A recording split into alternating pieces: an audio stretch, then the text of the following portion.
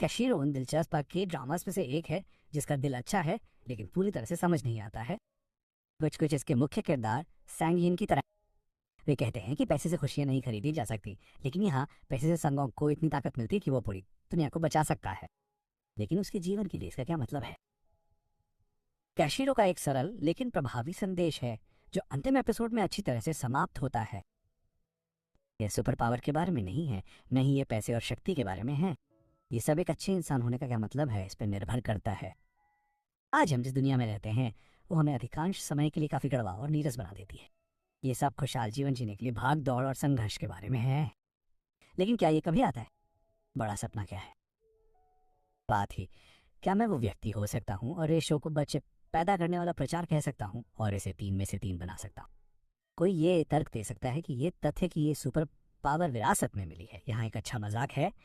कम से कम नहीं। लेकिन ये कहने के साथ और एक स्पॉइलर चेतावनी के साथ मैं सीधे कैशिरो के अंतिम एपिसोड पर जाता हूँ।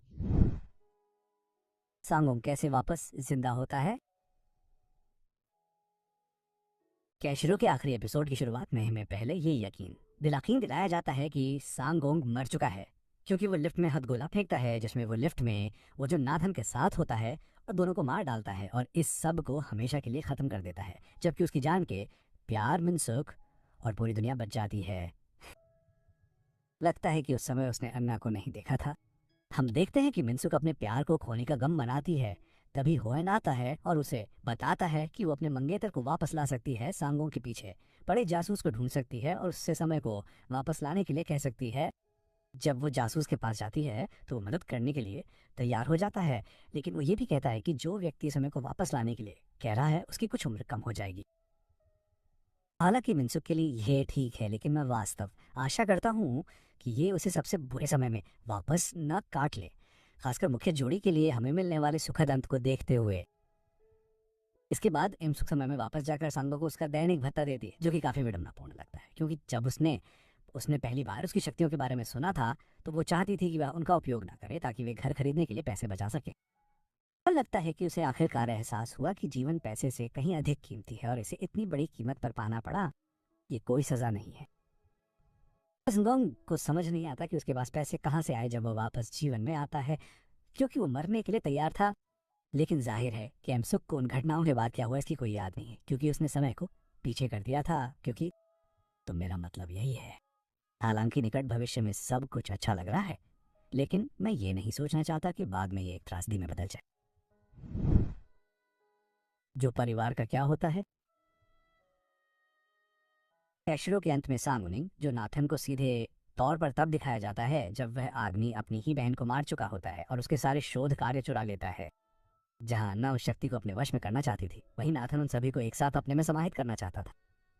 अगर आप मुझसे पूछें तो वे दोनों थोड़े बेवकूफ़ हैं, लेकिन मुझे लगता है कि अन्ना ने यहाँ खुद को एक प्रयोग में नहीं बदलकर समझदारी भरा फैसला लिया। के ड्रामा में विलन भाई बहनों की बात करें तो हमेशा ऐसा ही होता है। वे एक दूसरे से नफरत करते हैं क्योंकि उन्हें पसंदीदा बनने के लिए लड़ना होता है। एना अपने दिमाग का इस्तेमाल करती है जबकि नाथन अपनी ताकत का इस्तेमाल करना चाहता है, खैर चुराई हुई ताकत का। एना सुपर ह्यूमंस की शक्तियों पर आधारित ड्रग्स बनाना चाहती थी जिसे बाद में आम लोगों को दिया जाता जो इसके आदी हो जाते और खुद को बेहतर बनाने के लिए कुछ भी कर सकते थे, जब तक कि वे बहुत ज़्यादा पैसे खर्च नहीं कर लेते और लालच में मर नहीं जाते। जैसा कि मैंने कहा, ये सब एक ही रास्ते पर जाता है जिसमें बहुत कुछ लगता है।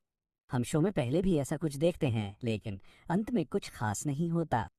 मुझे लगता है कि बाद में पुलिस को इससे बड़ा संकट झेलना पड़ेगा, लेकिन अच्छी बात यह है कि जब तक कोई इसे दोहराने की कोशिश नहीं करता तब तक सप्लाई खत्म हो जाए। नाथन के लिए एना को मारना मुश्किल नहीं है क्योंकि वो उस महिला की ताकत का इस्तेमाल करता है जो उससे प्यार करती है, कोरिया की अपनी क्विक सिल्वर।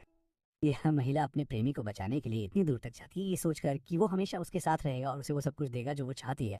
पर सच तो ये है कि वो उसका इस्तेमाल तब तक करता है जब तक उसे उसकी ज़रूरत नहीं होती।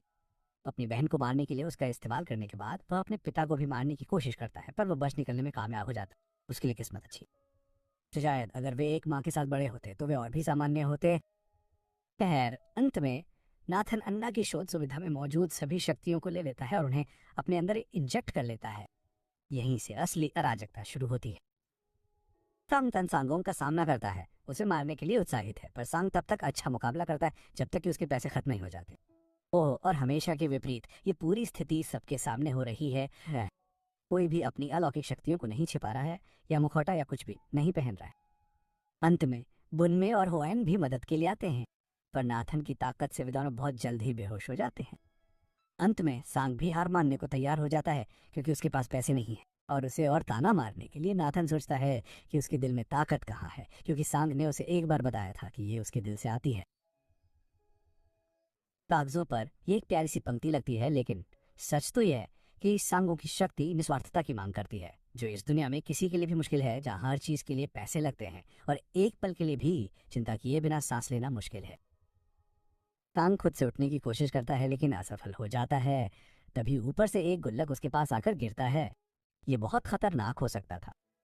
ऐसा लगता है कि जो भी देख रहा था उसने पहले ही सांग के प्रति दयालुता का पक्ष ले लिया था। ये सब देखकर आसपास के अपार्टमेंट के लोग सांगों के चारों ओर पैसे की बारिश कर देते हैं। तो मुझे लगता है कि वो आखिरकार सही था। ये दिल से निकला है, नहीं, क्योंकि वो लोगों की मदद करने और उनकी रक्षा करने के लिए बहुत दयालु रहा। सांगोंग हमेशा ठीक रहेगा। अंततः सांगोंग समुदाय की ताकत का उपयोग नाथन को हराने के लिए करता है, यानी उसे मारकर दिन बचा लेता है। ये देखकर अच्छा लगता है कि हर कोई सांगोंग का समर्थन कर रहा है और ये समझ रहा है कि कुछ अच्छा करने की कीमत क्या होती है। मुझे लगता है कि हमें एक पैसा भी बर्बाद नहीं करना चाहिए और सांगोंग को बचाने के लिए हर पैसा मायने रखता है, इसलिए सिक्के की कल्पना की गई। पैसे ऐसी चीज है जिसे हम बेकार समझकर फेंक देते हैं, लेकिन अगर सांग ने वाकई अपनी सांत्वना को अपना लिया होता तो मुझे लगता है कि वो अमीर होता। अंत में कैशिरो के साथ सभी सुपर ह्यूमन अपनी सामान्य जिंदगी में लौट आते हैं क्योंकि मोहरा अब पूरी तरह से नष्ट हो चुका है। ऐसा लगता है कि जोंगजा ही सांगों को पैसे उधार देता रहता, लेकिन हो सकता है कि उसे एक नागरिक के तौर पर कुछ करते हुए देखने के बाद सांगों के पास कमाई के दूसरे साधन हो। आखिरकार वो एक सुपर हीरो है, लोगों का आदमी। जोंगजा ने सब कुछ साफ कर दिया और जो परिवार के मुखिया को गबन के आरोप में जेल भेज दिया गया। इस बीच होएन अपनी छोटी बेटी से मेल मिलाप करता है, जिसे भी उसकी ताकत विरासत में मिली है, और अब उसे किशोरावस्था में शराब की जरूरत है। ओह, ये गड़बड़ हो सकता है। इस तरह की ताकत लालच से आसानी से गड़बड़ हो सकती है। शो की शुरुआत में यही हुआ था, लेकिन अंत में सभी खुश और शांतिपूर्ण हैं। वे शायद अपनी शक्तियों का कम से कम इस्तेमाल करेंगे। हालांकि चूंकि समाज का कम से कम कुछ हिस्सा जानता है कि सुपर ह्यूमन है, इसलिए जो परिवार जैसा कोई समूह उनकी जिंदगी बर्बाद करने के लिए वापस आ सकता है। लेकिन हम सकारात्मक सोचना पसंद करें। इस बीच यूनिफायर लेडी के कैफे जाती है क्योंकि ऐसा लगता है कि उसने आखिरी लड़ाई के दौरान उसके लिए रोटी छोड़ दी थी, जिससे उसकी जान बच गई। दूसरी ओर शो सांग के लिए कुछ हद तक डरावने नोट पर समाप्त होता है, जिसे कुछ लोग उम्मीद कह सकते हैं, क्योंकि मुसुक अब गर्भवती है। उसे खबर तब बताती है जब वे अपने नए अपार्टमेंट में कदम रखते हैं, जिसे वे आखिरकार खरीद सकते हैं, लेकिन संभवतः उन्हें जीवन भर बंधक का भुगतान करना होगा। सांग अपने पिता की तरह नहीं होगा, वह अपने बच्चे को नहीं छोड़ेगा, तो उसके बारे में प्रशंसा करने के लिए ये एक बात है। लगता है कि ये एक पीढ़ीगत अंतर है। जहां सांगोंग के पिता की पीढ़ी ने अपनी ताकत को एक बोझ के रूप में लिया, वहीं सांगोंग की पीढ़ी के सुपर ह्यूमन इसे अच्छा करने के लिए एक वास्तविक ताकत के रूप में देखते हैं, न कि कुछ ऐसा जो आपको घुटन देता है। सुख के साथ होने के कारण मुझे नहीं लगता कि उसे दिवालिया होने का खतरा है, क्योंकि वो हमेशा उस पर नजर रखेगी। हो सकता है कि उनके बच्चे को ये ताकत विरासत में न मिले और वो सामान्य हो जाए, कौन जानता। मुझे लगता है कि अंत निश्चित रूप से उम्मीद जगाने वाला है, क्योंकि जो लोग दयालु होते हैं उन्हें सबसे मीठा फल मिलता है, लेकिन विरासत के पहलू के कारण ये थोड़ा उदास भी है, जो शो के आखिरी कुछ मिनटों को दिलचस्प बनाता है। आपको कैशिरो कैसा लगा? क्या आपको लगता है कि इसे एक और सीजन के लिए वापस आना चाहिए? हाँ, अंततः यह एक सुखद अंत है। यहाँ तक कि जासूस भी आगे बढ़ गया, लगता है अपनी पुरानी घड़ी को बदलकर जो समय में पीछे चली जाती थी उसे एक नई घड़ी से बदल देता। हर कोई आगे बढ़ता है। लगता है अगर कोई सीक्वल होता तो हमें पता चलता कि इन लोगों को ये ताकत कैसे मिली, लेकिन इस बार हमें कोई विवरण नहीं मिलता है। वे इसके साथ ही पैदा होते हैं और ये माता पिता से संतान को विरासत में मिलती है। इस वीडियो को देखने के लिए धन्यवाद और नीचे टिप्पणी अनुभाग में अपने विचार साझा